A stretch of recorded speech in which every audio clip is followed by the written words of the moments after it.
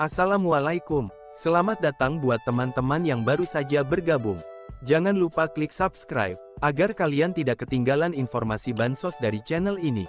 Buat teman-teman yang sudah subscribe dan like video ini, saya ucapkan terima kasih. Semoga kalian sehat selalu, dan dilancarkan rezekinya. Amin ya robbal alamin. Pembagian pembagian individu atau keluarga yang kita data ini sudah kami mappingkan di aplikasi Sixma nanti ya. Jadi kalau Bapak Ibu mungkin belum tahu, Sixma itu kepanjangan Sistem Informasi Kesejahteraan Sosial Masyarakat. Jadi ada di sana, kita sudah mapping per pendamping itu nanti dapat keluarganya siapa saja.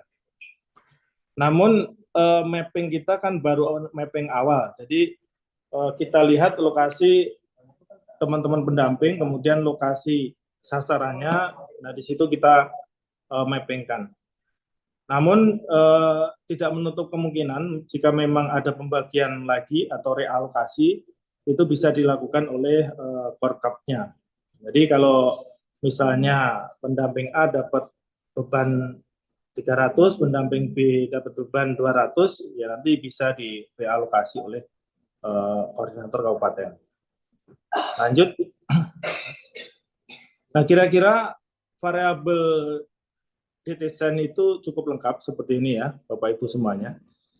Ada domisili atau wilayah ya, dari provinsi sampai dengan alamat, kemudian identitas keluarganya, ini untuk variabel keluarga, kemudian ada peringkat kesejahteraannya, ada kondisi tempat tinggalnya, kemudian kepemilikan aset, dan daya listrik. Jadi Bapak Ibu, teman-teman pendamping ya, untuk variabelnya yang nanti akan dimutakhirkan adalah yang pertama keberadaan.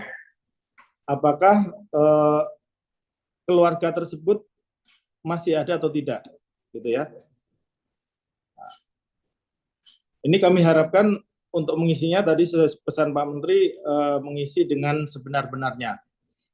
Jadi kalau memang dia ada, kita sampaikan ada. Kalau memang sudah pindah yang jauh tidak ditemukan, ya bisa ditulis tidak ditemukan.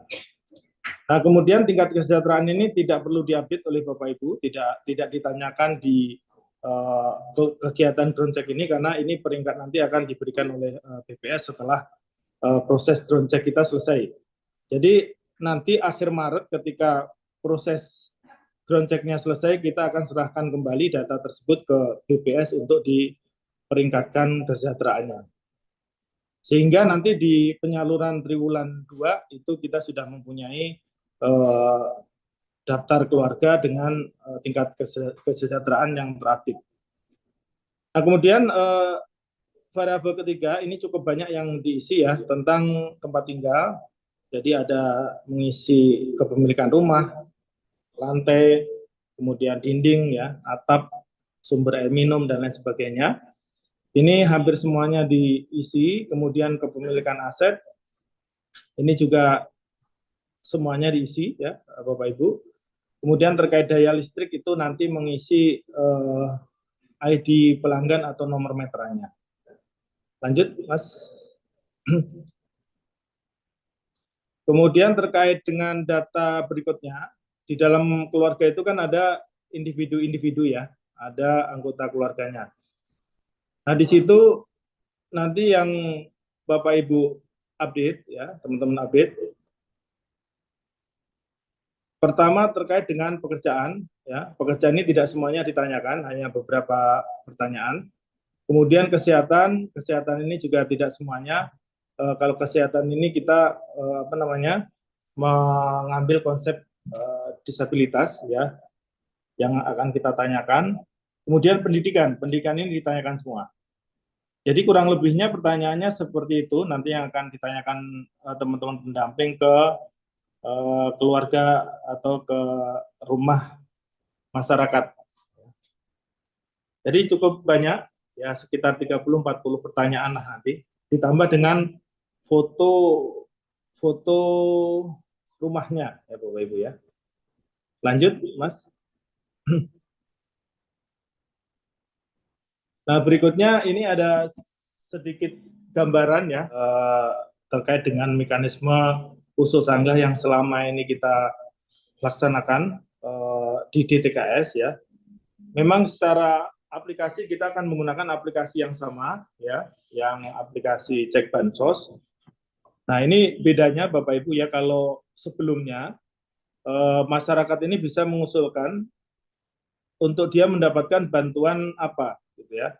Kemudian data tersebut akan dicek oleh dinas sosial, kemudian disahkan oleh kepala daerah, baru nanti ditetapkan di dalam DTKS terkait dengan permohonan bantuan tersebut apakah eh, di, diterima. Jadi misalnya seseorang membutuhkan PKH atau sembako, itu nanti bisa langsung ditetapkan sebagai penerima bantuan setelah disahkan oleh kepala daerah. Nah, kemudian nanti ke depan dengan adanya DTSEN ini yang di dalamnya sudah ada peringkat kesejahteraan, Bapak Ibu. Ini prosesnya ada sedikit berubah ya. Yang pertama, tetap usulan itu disampaikan oleh masyarakat yang ingin mendapatkan bantuan, tapi sifatnya adalah melengkapi data yang tadi. Ya, data untuk pemeringkatan itu harus dilengkapi oleh pendamping, gitu ya. Pendamping nanti turun ketika ada usulan dari masyarakat untuk memverifikasi, kemudian masuk ke mekanisme musyawarah desa atau musyawarah kelurahan, kemudian diverifikasi oleh dinas sosial, disahkan oleh kepala daerah, dan kemudian datanya masuk ke kami, akan kami kirim ke BPS untuk diperingkatkan terlebih dahulu. Nah, kemudian setelah dapat peringkatnya, baru nanti diputuskan apakah yang bersangkutan itu berhak menerima bantuan seperti apa. Begitu ya. Sementara mekanismenya seperti ini, Bapak Ibu, memang DTSEN ini masih baru ya, jadi terkait dengan peraturan-peraturan untuk pelaksanaannya, baik itu Permensos, kemudian Kepmensos dan lain sebagainya, itu sedang dalam proses juga gitu ya. Kita targetnya triwulan 2 sudah memakai DTSEN, sementara untuk masa transisi ini masih seperti semula ya Bapak Ibu. Lanjut Mas. Sudah ya? Sudah ya?